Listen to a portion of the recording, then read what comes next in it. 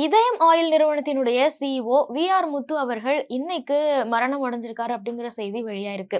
1953ல பிறந்த இவரு தன்னோட 73வது வயசுல இன்னைக்கு மரணம் அடைஞ்சிருக்காரு. இதயம் ஆயில் பிராண்ட் அப்படின்னா கண்டிப்பா இந்த வீடியோ பாக்குற உங்க ஒவ்வொருத்தருக்குமே ஒரு கனெக்ஷன் இருக்கும் அப்படின்னு சொல்லலாம்.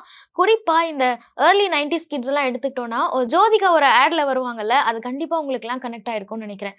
இப்ப ஏன் இந்த ஆட் பத்தி நம்ம பேசுறோம் அப்படின்னா, வி.ஆர். முத்து அவர்கள் பெரும்பாலும் கான்சென்ட்ரேட் பண்றது இந்த இதயம் பிராண்டோட மார்க்கெட்டிங் சைடு தான். சோ இதயமோட மார்க்கெட்டிங் சைடுல இவரோட ஜர்னி என்னவா இருந்தது, ஒட்டுமொத்தமா இதயம் ஒரு தமிழ்நாட்டில இருந்து குறிப்பா இந்தியாவோட தென்கோடி பகுதியான விருதுநகர்ல இருந்து எப்படி எமர்ஜ் ஆகி இன்னைக்கு டொராண்டோ, சிட்னி அப்படின்னு உலக நாடுகள்ல ஒரு பெரிய மார்க்கெட்டை பிடிச்சிருந்தாங்க அப்படிங்கிறது தான் டீட்டெயிலா டிஸ்கஸ் பண்ண போறோம். சோ இதயம் ஆயில் இந்த பிராண்டை பத்தி நம்ம பேசணும் அப்படின்னா கண்டிப்பா அவங்களோட ஃபேமிலியை பத்தியும் பேசியாகணும். ஏன்னா இதயம் அப்படிங்கிறது குடும்பமா சேர்ந்து அவங்க ஆரம்பிச்ச ஒரு ஃபேமிலி பிராண்ட் தான். ஆல்ரெடி வி.ஆர். முத்து அவங்களோட ஃபேமிலி ஒரு பிசினஸ் ஃபேமிலில இருந்து தான் வந்திருக்காங்க. பிசினஸ் பேக்ரவுண்ட்ல இருந்து வந்த ஒரு நபரா தான் இருந்திருக்காரு. அப்படி இருக்கும்போது அவங்க ஃபேமிலி பிசினஸ்க்கு ஒரு சின்ன நெருக்கடி வருது. அப்போ அவங்க கிட்ட இருந்து ரா மெட்டீரியல்ஸை வாங்கிட்டு இருந்த வெண்டர்ஸ் எல்லாம் ஆர்டர்ஸை கேன்சல் பண்றாங்க.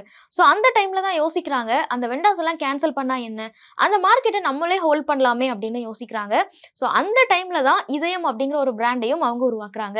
ஸோ இதெல்லாம் எப்போ நடக்குது அப்படின்னு கேட்டீங்கன்னா 1978ல வி.ஆர். முத்து ஃபேமிலி பிசினஸ்க்குள்ள வராரு. அப்பதான் மார்க்கெட்டிங் மேல அவருக்கு அதிகமான ஈடுபாடு இருக்கு அப்படிங்கிறதையும் அவர் ரியலைஸ் பண்றாரு. அந்த டைம்ல அவங்களோட ஃபேமிலி பிசினஸ் அவங்க அப்பா, சித்தப்பா, அவங்களோட அண்ணன் அப்படின்னு ஒவ்வொருத்தரும் ஒவ்வொரு டிபார்ட்மெண்ட்ல பண்ணிட்டு இருந்திருக்காங்க.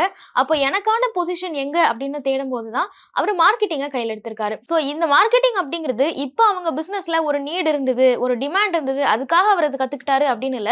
சின்ன வயசுல இருந்தே இந்த மார்க்கெட்டிங் சார்ந்த விஷயங்களை பார்க்கறதும் படிக்கிறதும் அதை ஃபாலோ பண்றதுலயும் அவருக்கு ரொம்ப இன்ட்ரெஸ்ட் இருந்ததா சொல்றாங்க. குறிப்பா ஹிந்துஸ்தான் யூனிலிவர் கம்பெனியோட எல்லா டேக்லைன்ஸையும் அவங்களோட மார்க்கெட்டிங் கேம்பெயின்ஸ் எல்லாத்தையுமே ரொம்ப க்ளோஸா வாட்ச் பண்ணுவேன் அப்படிங்கிறதையும் அவர் ஒரு இன்டர்வியூல குறிப்பிட்டிருக்காரு. ஓகே, இப்போ 1978ல பிசினஸ்க்குள்ள வந்த வி.ஆர். முத்து அவங்களோட ஃபேமிலி பிசினஸ்ல ஒரு சின்ன நெருக்கடி வரும்போது அவங்களே அந்த பிசினஸை எடுத்து நடத்தலாம் அப்படின்னு ஃபேமிலியா டிசைட் பண்றாங்க. அங்கேதான் இதயம் பிராண்ட் அப்படிங்கிறது உருவாகுது. ஸோ இதயம் நல்லெண்ணெயை அப்போ உருவாக்கும் போது அவரோட அண்ணன், அதாவது வி.ஆர். முத்துவோட எல்டர் பிரதர் அவங்களோட மேனுஃபேக்சரிங் சைடு எல்லாத்தையுமே பாத்துக்கிறாரு. இன்னொரு பக்கம் மார்க்கெட்டிங்க்கு ஒரு நீட் இருக்கு அப்படின்னு தெரியும் போது வி.ஆர். முத்து அதை கம்ப்ளீட்டா டேக் ஓவர் பண்ணிக்கிறாரு. ஸோ இவங்களோட பிசினஸ் ஜேர்னில நம்ம முக்கியமா கவனிக்க வேண்டிய விஷயம் என்ன அப்படின்னா 1978லயே மார்க்கெட்டிங்காக 1.5 லட்சம் ரூபாய் செலவு பண்ணோம் அப்படின்னு சொல்றாங்க. ஸோ அந்த காலகட்டத்தில் 1.5 லட்சம் ரூபாய் அப்படிங்கிறது எவ்வளோ பெரிய அமௌண்ட் அப்படின்னு யோசிச்சு பாருங்க.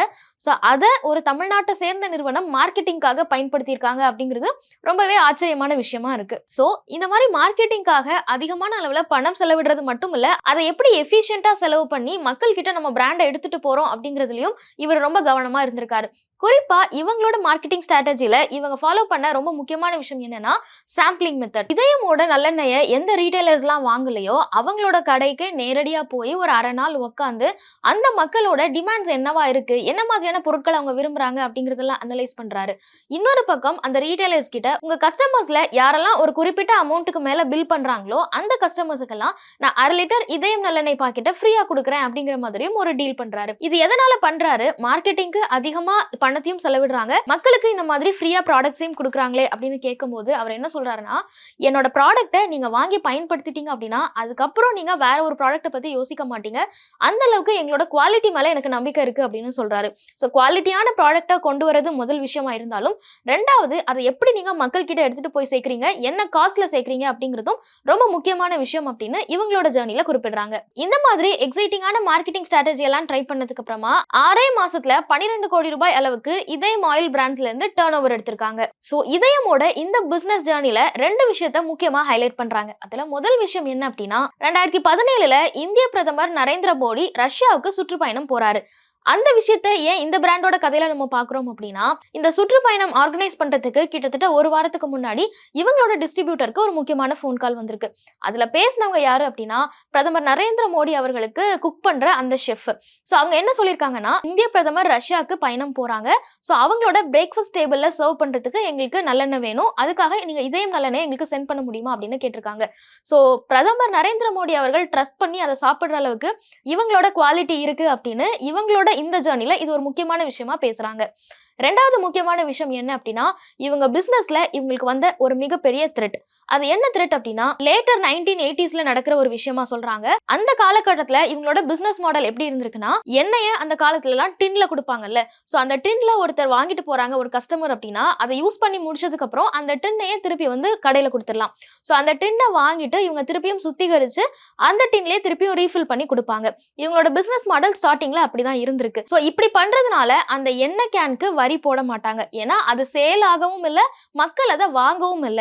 அது வந்து ஜஸ்ட் டிரான்ஸ்ஃபர் ஆகுது மட்டும்தான். அதனால எண்ணெய்க்கு மட்டும் தான் வரி கட்டிட்டு இருந்தாங்க, அந்த டின்னுக்கு அவங்க வரி கட்டல. சோ இது ஒரு முக்கியமான ப்ராப்ளமா வருது. ஒரு சில வருஷங்கள்லயே இவங்களுக்கு ஒரு சேல்ஸ் டாக்ஸ் நோட்டீஸ் வருது. அதுல என்ன குறிப்பிட்டிருக்காங்கன்னா, உங்களோட ஆயில் கேனுக்கு நீங்க ஜிஎஸ்டியே பே பண்ணல.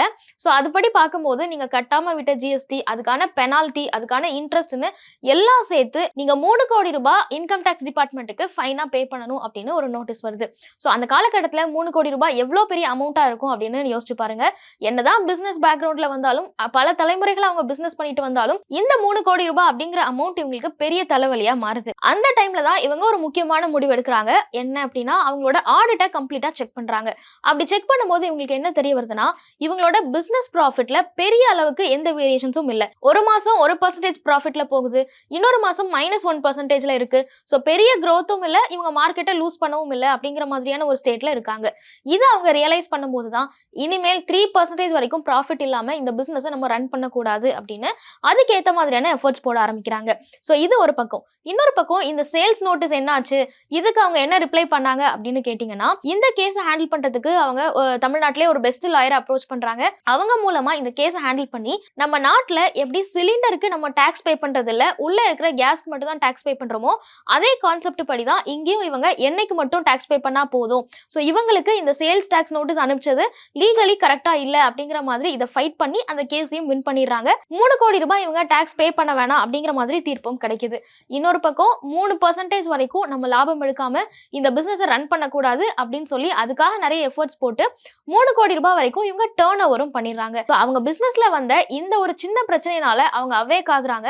அதனால அவங்க பிசினஸ்ல இன்னும் நம்ம ப்ராஃபிட்டை ஜாஸ்தி பண்ணணும் அப்படிங்கிறதையும் தெரிஞ்சுக்கிறாங்க. அதுக்கான ப்ராப்பர் எஃபர்ட் போட்டு அதை அச்சீவ் பண்ணவும் செஞ்சிருக்காங்க. ஸோ 1986ல ஆரம்பிச்ச இதயம் ஆயில் பிராண்ட் இன்னைக்கு 30 வருஷமும் கடந்து சக்சஸ்ஃபுல்லா மார்க்கெட்ல இருந்துட்டு இருக்காங்க அப்படிங்கறதான் பாக்குறோம்.